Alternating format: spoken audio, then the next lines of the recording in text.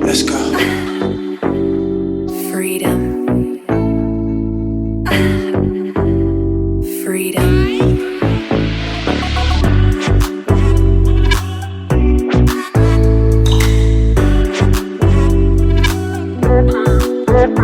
What? So what did they call you? They call me Swifty. What are you incarcerated for, and how long is your sentence? I'm incarcerated for a robbery with a weapon. They give me 13 years, 10 for the gun and 3 for the robbery. Where you from out here on the streets? I was from Michigan Avenue, MC Forest in Boyle Heights.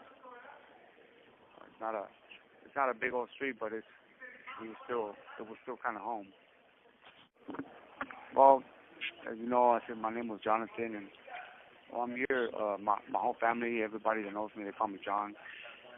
My friends call me Swifty, but I'm here because I wanted to tell my story and share with the new generation growing up, or to teach others that don't know some of this lifestyle, don't know what's going on in here, not to do this. So I know it might sound like I'm glorifying. When my story might sound like I'm glorifying what I did, but it's just I'm just sharing what I felt in the moment. And so yeah, being in prison, and it took a toll. It took a toll on me, and I know people might think that, or if the listeners, you might say like, oh man, why you leave a gang and join another? In reality, like all I'm gonna say to that is like, no disrespect to nobody or nothing, but you don't know what we see. You're not in here with us. You're not seeing what we see. You're not doing what we're doing. We're not experiencing what we're experiencing. You're not going through what we're going through. So this reason is like sometimes we don't want to. I didn't want to join another gang. When I joined the Zapatistas, I didn't want to join another gang. It wasn't, and at the time it wasn't another gang. It was just a movement. It was just a group of guys that got together to defend ourselves, defend our people. On this side as well, it's just like the mainland. It's just like over there. There's people trying to tax people. There's people trying to bully people. There's people trying to take stuff that's not theirs. So that's what we started, and to protect our own, to protect our people, and to protect ourselves. And that's what the Zapatista movement was. Yeah, the Zapatistas we started in 2014. 2014. But the founder, I'm not gonna share the real names. I'm gonna change their names for prison purposes. The founder, I'm gonna call him Gruñón, and no, I'm gonna call him Papa. And the founder, Papa, he's the one that started. He created the thought of the Zapatista movement, and we ran with it, and everybody liked what they saw because we were just a group of guys defending our own, and we will stand strong. We will stand strong, and everybody will pick up a weapon, and that's what everybody respected us. Everywhere we went, everybody respected us. We always used weapons. It was no ifs or buts, and it was just a little small group of us. And that's what a Zapatista was. A Zapatista was to stand strong, be able to be in a job by yourself, and still remain there, and still keep it whole, keep it strong.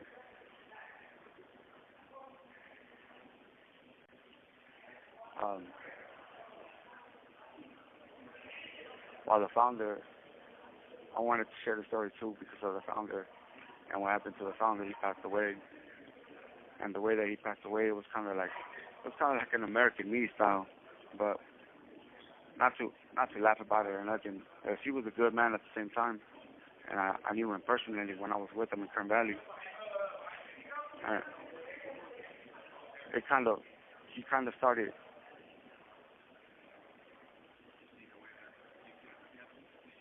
thinking like he was above everybody and treating people wrong, treating people down, and that's not what Zapatista is. A Zapatista, we protect each other. We're brothers. And when a Zapatista puts on the ski mask, he doesn't know he doesn't see a face. All he sees is a brother. All he sees is one of us. We all became one, and that's what the Zapatistas believed in. So the leader, like I said, I was gonna call him Popeye. He started thinking that he was above everybody, and started bullying our own brothers, and started being the same way that when we went to war with the 2-5ers in Sades, that's where it started, and he started acting like one of them. So we started trying to create the Zapatistas as another thing, because the way we started the Zapatistas, we grasped and we took concepts from the Zapatistas from Mexico, and our structure became like we copied the one from the Norteños. And he started trying to make it like a Sureño thing. Zapatistas were not part of none of that. We had none of that.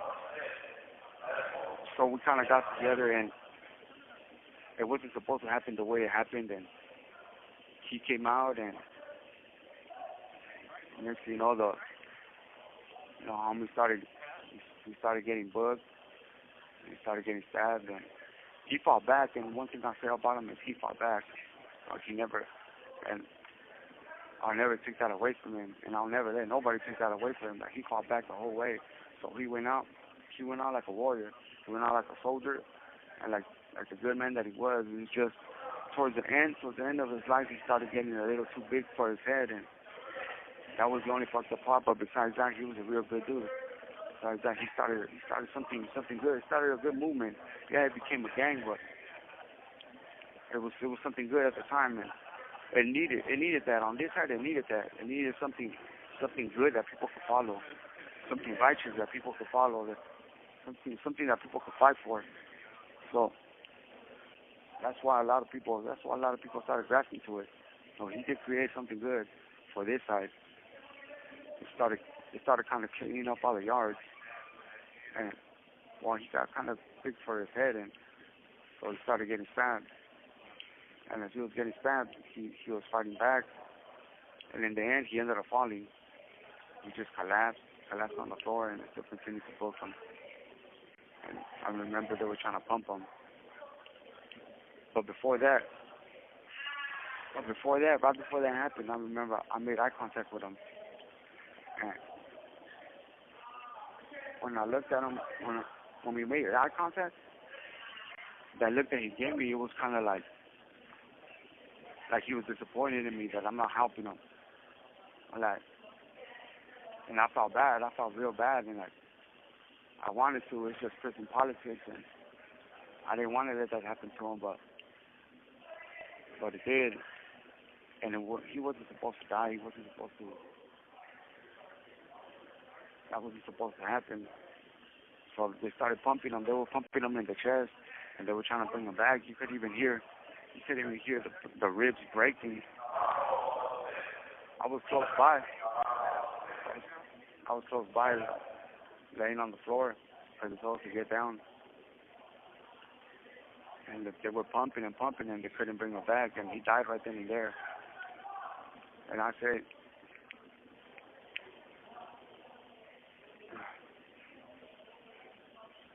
sorry, man, just remembering him. I felt helpless. I felt like I could have done something, and I couldn't. This call and your telephone number will be monitored and recorded. And there was many situations where I had that. But in this one, he ended up passing away. Ended up taking him, and it's one of those moments I felt helpless, and it just reminds me. It reminds me of all the other times that I was helpless. There was this one time I was inside a cell. I was inside my cell in High Desert, and my two neighbors, they were fighting. And we could just hear them. We could just hear them go ding, ding, ding, ding. We were hearing everything on the van. And there was two older white guys, and one of the guys, he started grabbing them, boom, hitting them on the head. We could hear it on the sink. We could hear it on the sink go ding, ding, and then he would jump. We could hear him jumping from the top of the bunk and landing his boot on his head. And I could hear the dude calling out for help. And I felt helpless. I felt like I wanted to help the guy, but I couldn't. It might be one of those times. And when we came out the cell, and looked inside, he was just laying in a puddle of blood, and he said he was just on his bunk sitting down, and he had a crater on his head. And it feels nasty when you're inside the cell and you're hearing that. It feels actual, because you want to help and you want to do something, but you can't, because it's prison politics. So you can't say nothing. He's calling out for help. The doors are closed. You can't do nothing. I mean, there's reasons why they were fighting or whatever, but it's just nasty to hear that. And it's not a good experience. That's another time when I found helpless. Another time where I was real helpless. It was in high desert when I was in the hole. I remember the cops forced me to move in with a big old black guy. And I thought he was cool. At the time I went in, I thought he was cool. And in high desert, though, and back You have 60 seconds remaining. that. So I left off. I was in high desert, and the cops back in the day was just nothing but white cops over there in high desert, and they forced me. I was younger too. They forced me to sign up with this big old black dude, and I went in there, and at first he was cool, and I knew him from the yard too, and he was cool. So I stood in there, and then that same night when I fell asleep, he started choking me in my sleep. And we got on top of the bunk, started choking me. I don't know what happened to me, and I thought I was gonna die. I don't know how I did it. This guy was like 3 times bigger than me. I'm 5'11" to almost 6 feet, but this dude was like fucking 6'3", 6'4", and like big old dude.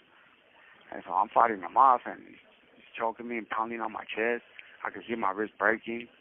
I don't know how I did it, but I ended up like putting my foot all the way around, and I kicked him off.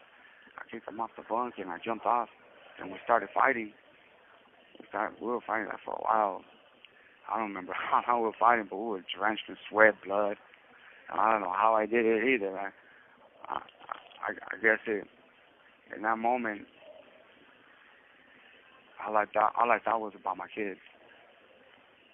My kids, so I had all they have is me. They're with my mom. My baby mama, she's not with my kids. She left. So my kids are with my mom, and they have no contact with her. She's just gone. So the only parent they have is me, and that's all I thought about. Was, no, man, I have to keep fighting for my kids, for my boys. So I did.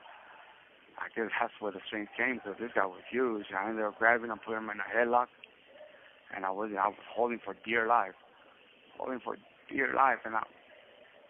then while the cops do their little walk in the middle of the night, so they did their walk. They did their walk in the middle of the night and ended up seeing us fighting, and that's when they stopped it. They came in, they grabbed us, and they pulled us out. But that was another time where I felt super helpless. And he told me, when I found him in the cage, he told me that he had to get out first because all Mexicans get off. He said he didn't trust no Southsiders. All Southsiders would grind me. But I was not going to do that. I was not going to do that to that guy. I don't know how I survived that time. That's another time where I felt helpless. Many times in my life where I felt helpless. And while going back to Popeye, when they took him in the ambulance, I ended up going to the hole. Like a month later, a couple months later, I ended up going to the hole. And in the hole, that's where I had a dream. I had a dream about the main one, about Popeye. And in my dream, I was like in an old school diner, and I was sitting on the counter, and he was like in the booth all the way in the corner. And he looked at me, and he called me a murderer. And I wasn't the one that did that or nothing. I'm not gonna say who either, but I felt like, I think it was because of the eye contact that we made, and I felt like he wanted me to help him, and I didn't. And I felt like, and I wanted to. At the same time, I wanted to, but that's how prison politics go. And ever since I've had that inside my conscience, and that's why I kind of wanted to share his story as well. He was a good dude. You know, he did start something good.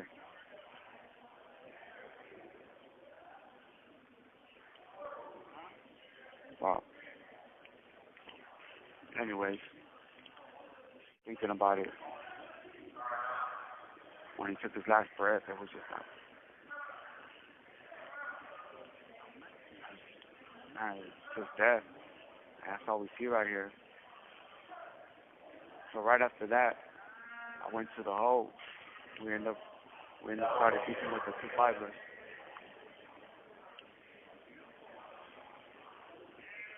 And we ended up started beating with the 2-5ers, and we start kind of, it was kind of conflict between us, within us, Zapatistas, what happened. This is what happened to Popeye. And that's why the 2-5ers, they thought that we were going to be weak. They thought that they could just push us off just because we were arguing amongst each other over that. So one of the 2-5ers, I'm not going to say no names, but one of the homies, he went out to the day room. And they hit him. And they tried to dolphin him from the back and stab him in the eye. And the homie, I'm going to call him Gruñón. He ended up Gruñón. This call and your telephone number will be monitored and recorded. Gruñón ended up, he pulled out 2 of them, 2 pieces, and he started defending himself. And he hit that dude back. And we were just in the cell, just watching it. And mad ass. You know, he was my neighbor too. We told him not to go out by himself. So that's what kind of started the war. So they ended up going to the hole. We go locked down. 6 block ends up coming out. When 6 block comes out, no, right before 6 block came out, the other homie came out. I'm gonna call him. I'm not gonna say his real name. I'll call him Bug Eyes. Bug Eyes came out, and he came out by himself. And the homies that told him don't go out. I wait for the rest of us. But Bug Eyes had balls, so he went out by himself. And there was three or two 2-5ers, and they ended up catching him by himself. And they hit him. So then the homies, when they came out, they released yard again. The cops knew everything that was going on. The cops was letting it happen. The cops wanted us to fucking get off on the 2-5ers. They wanted us to hurt them because they knew that we played with weapons. So the homies in 6 block, they ended up going to yard. They come out to yard. It was just 10 of us over there. And when the homies came out, they waited for 10 2-5ers to come out. As soon as 10 of them came out, they rushed them. They cracked off a riot. And it was a good one. People got hurt. People got stabbed. On the 2-5er side, though, I believe it was 2, 3 of them that got stabbed. And that time, none of us did. So then, after that riot, it was the 1 in 5 block. This call and your telephone number will be monitored and recorded. No, after that riot, they had to slam down, and they would only release us for pill line. So one of us, we would all go up to pill line one by one, and we would go out and do kamikazes, because we weren't going out to the pill line to go deep, and 2-5ers were. They were usually always deep. One of the homies went out there. I call him Old Man. I won't say his real name. I'll call him an Old Man.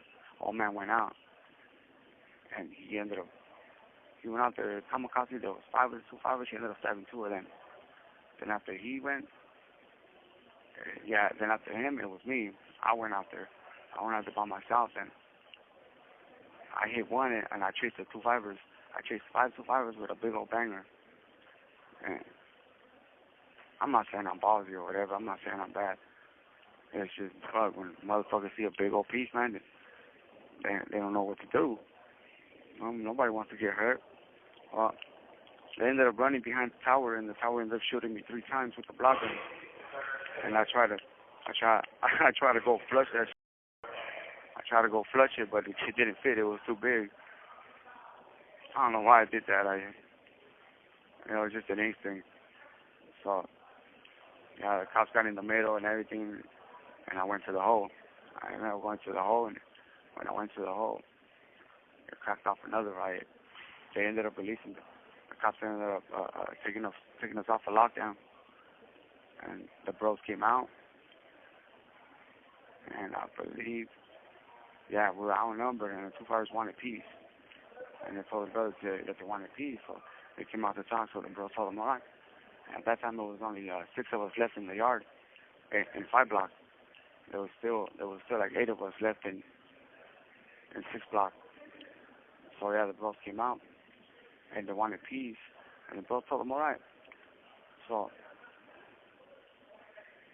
when the bros turned around and started walking away, they started to stab us, and we ended up, the armed bros ended up going at it with them. When they went at it with them, the cops started shooting the blogger and everything. Luckily, on our side, nobody got stabbed. And yeah, they ended up throwing their knives. And yeah, two fighters ended up throwing their knives. Yeah, it was that one. Then the two fighters ended up throwing their knives, and the bros picked up their own knives and started chasing them with their own shit. And yeah, so that happened. And then boom, we go back on lockdown. And I believe, we go back on lockdown, and then we come up, and 6 block comes out again. And again, the two fighters say they want peace.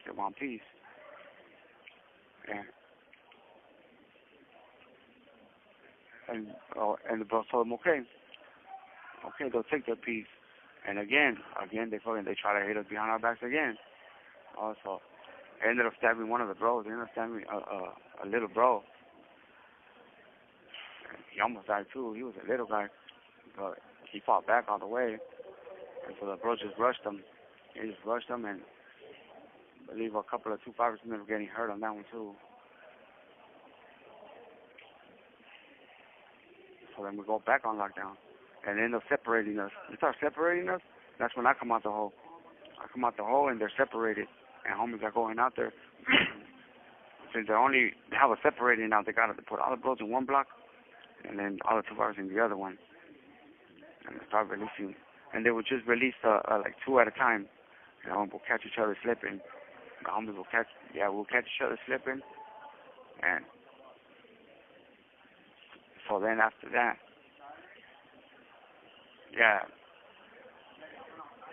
they ended up taking the two fighters to A block.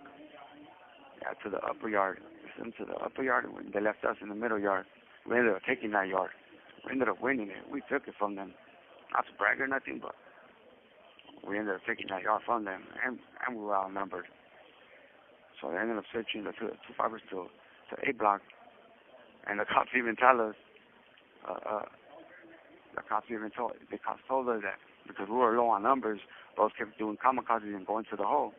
They kept going out there and stabbing the two fighters and going to the hole, and the two fighters just come right back. So we were losing numbers. So the cops that come up to us and told us that we could go to the lower yard and bring some homies from over there, recruit some homies, so we can have more numbers. I don't know why the cops liked us, because we weren't about no bullshit. So we went to the lower yard, and we ended up picking up a few brothers. And they came over, and we started getting our numbers pretty bad.